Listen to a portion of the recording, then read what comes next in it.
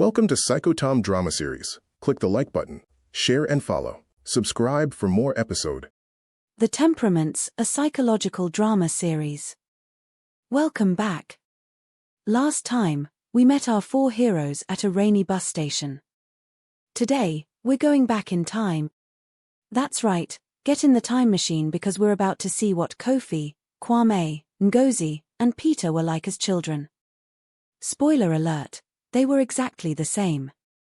Let's start with little Kofi-san, age 8, at Accra Preparatory School. Class, today we're going to discuss the water cycle. Who can tell me what evaporation means? Madam. I know. Pick me. Yes, Kofi.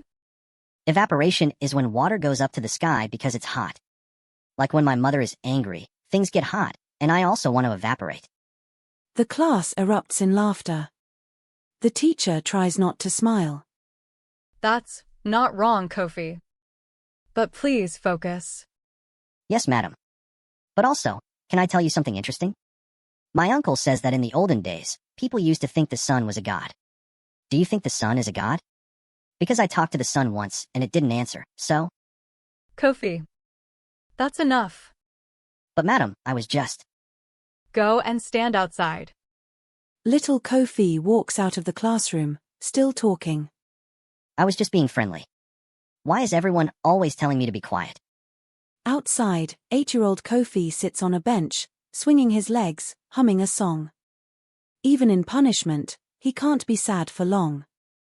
But deep inside, a question is forming. Why am I too much for everyone? I remember that day like it was yesterday. I wasn't trying to be disruptive. I was just excited. Everything was interesting to me. Everyone was interesting to me. But they kept telling me to sit still. Be quiet. Stop talking. And every time they said it, I felt like something was wrong with me. Now let's travel to another school, another classroom. Kumasi Junior School. A 9-year-old Kwame Cho stands in the middle of the football field, surrounded by other children. Listen. If we're going to win this match, we need to stop playing like chickens. Ibo, you're too slow. Move to the left side. Kabina, you're lazy. Run more. And everyone else, pass the ball to me. I'll score. Who made you captain? I made myself captain because none of you know what you're doing. You're so bossy. I don't want to play with you anymore. Fine. Leave. We don't need weak players anyway. The child walks away. 2 others follow. Young Kwame watches them go, his face hard. But inside, a small crack. Fine. I don't need them. I don't need anyone. I lost a lot of friends that year. I didn't understand why. I was just trying to help us win. I saw what we were doing wrong and I fixed it. Isn't that what leaders do? But everyone called me bossy. Controlling. Arrogant. After a while, I stopped trying to have friends. I focused on winning. At least winning was something I could control. Now let's visit little Ngozi Mel. Age 7. Sitting alone at the back of the classroom while other children play outside. Ngozi, come and play with us. We're doing AMP. No thank you. I want to finish my drawing. You're always drawing. Come and have fun. Drawing is fun. For me. The friend shrugs and runs off. Young Ngozi returns to her drawing, a detailed picture of a butterfly with intricate patterns on its wings. The left wing is not symmetrical. I need to start over. She crumples the paper and begins again. This is the 4th time she started over. My mother found 17 crumpled drawings in my trash bin that week. All butterflies. All imperfect. She asked me why I threw them away and I said, they weren't right. She looked at me like I was from another planet. But I couldn't explain it. If it wasn't perfect, it didn't count. Nothing less than perfect was acceptable. One day, Ngozi brings a drawing to school to show her teacher. Madam, I drew this for the art competition. Oh, this is lovely, Ngozi. The detail is wonderful. It looks like a butterfly threw up on the paper. The children laugh. Young Ngozi's face crumbles. It's not. I work so hard on it. Children, that's not kind. Ngozi, your drawing is beautiful. But the damage is done. Ngozi Mel walks home slowly that day, holding her drawing, replaying the laughter in her head. I didn't enter the competition. I was too scared. What if they laughed again? What if they were right? What if I wasn't as good as I thought? That fear never left me. It just got quieter. But it's still there. In every presentation I give. In every report I submit. A small voice saying, what if they laugh? Finally, let's meet young Peter Flegg. Age 9. At home with his older brother. Peter, I want your mango. Give it to me. But Mama gave it to me. So? I'm older. I should have it. Young Peter looks at the mango. He looks at his brother. He sighs. Fine. Take it. Good. You're a good small boy. Peter's mother watches from the kitchen. Peter, why did you give your mango away? It's okay, Mama. I didn't want it that much. You're always doing this. Giving things away. Not fighting for yourself. Why? Fighting makes me tired. It's easier to let go. My mother called it too nice. My teachers called it cooperative. My friends called it easy target. I was the kid who always shared, always compromised, always let others go first. People thought I was kind. And maybe I was. But the truth is, conflict terrified me. I would do anything to avoid it. Even give away things I wanted. One day, young Peter is playing with friends. They need to decide what game to play. Let's play football. No, let's play hide and seek. No, let's play police and thief. Peter, what do you want to play? I don't mind. Whatever you all want. You never have an opinion. Yeah, it's annoying. Just pick something. I really don't mind. All the games are fine. The children walk away, frustrated. Young Peter stands alone, confused.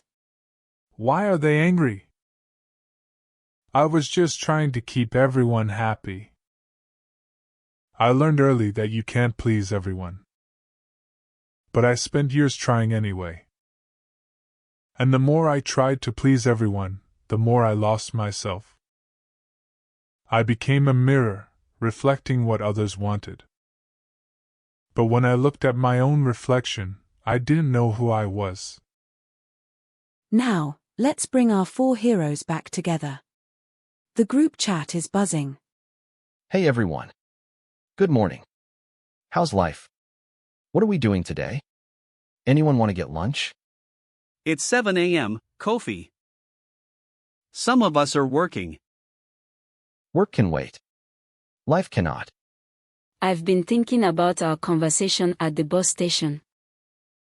About temperaments being inborn. I did some research. Of course you did. It turns out, temperament is largely biological. Studies on identical twins separated at birth show similar temperament traits, even when raised in completely different environments.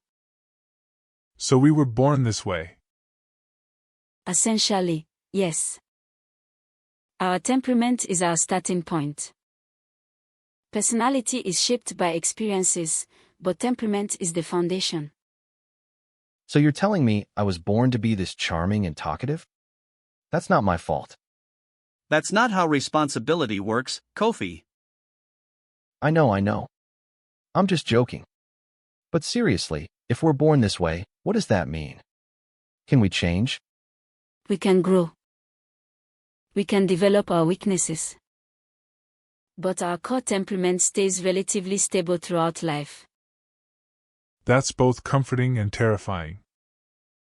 Why terrifying?